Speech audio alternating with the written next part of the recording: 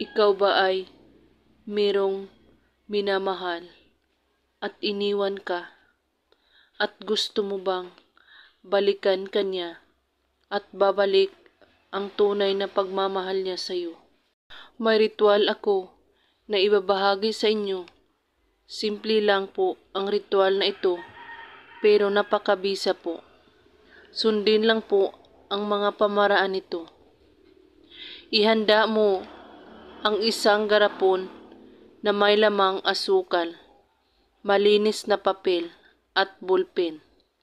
Sa papel, isulat mo ang inyong buong pangalan at sa baba, isulat mo din ang taong gusto mong pababalikin.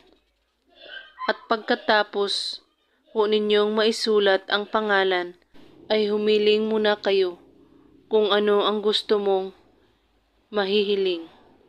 Pagkatapos maghiling, ay tupiin ang papel at ipasok sa garapon na may asukal at saka takpan.